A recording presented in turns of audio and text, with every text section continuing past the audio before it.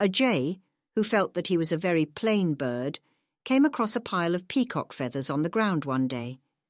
He gathered up a big bunch and then tied them to his tail. Very pleased with himself and the way he now looked, he left his friends behind and strutted towards a group of peacocks. But as he grew closer, they saw what he had done and were angry with him and pecked the peacock feathers off his tail and sent him away with his tail between his legs. The jay sadly walked back to his friends, but they weren't impressed. In fact, they were very annoyed with him.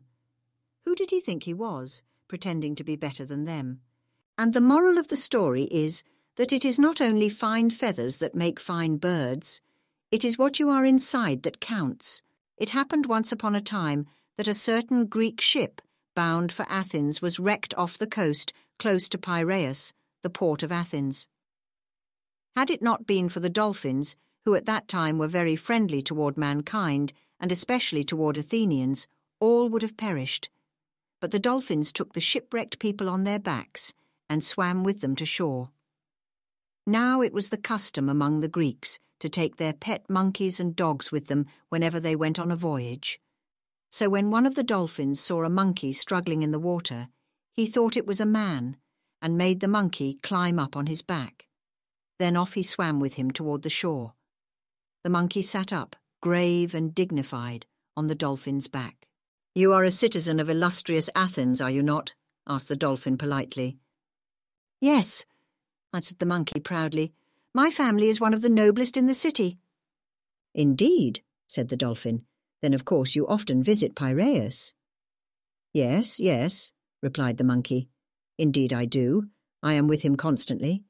Piraeus is my very best friend."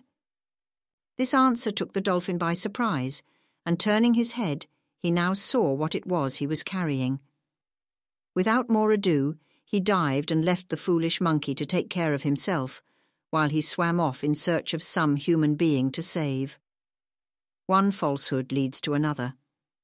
A raven, which you know is black as coal, was envious of the swan because her feathers were as white as the purest snow.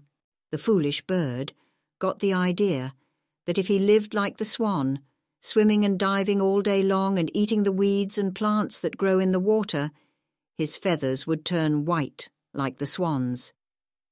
So he left his home in the woods and fields and flew down to live on the lakes and in the marshes. But though he washed and washed all day long, almost drowning himself in it, his feathers remained as black as ever. And as the water weeds he ate did not agree with him, he got thinner and thinner, and at last he died. Morale: a change of habits will not alter nature. There were two young brothers who hated each other. They would fight each other every day. One day, their father handed them a bundle of sticks and asked the two to break the bundle, and he promised to give them chocolate if they succeeded. Each tried to break the bundle but failed. Their father then asked them to try and break each stick at a time. The boys tried it and were successful. The father then told them how there is strength in unity.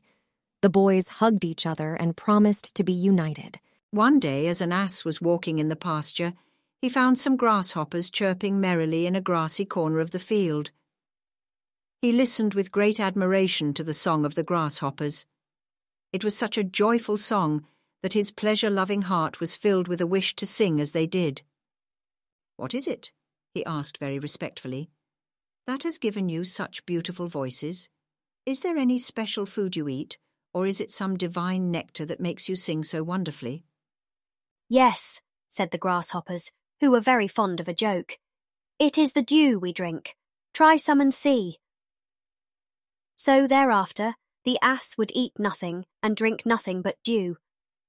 Naturally, the poor foolish ass soon died.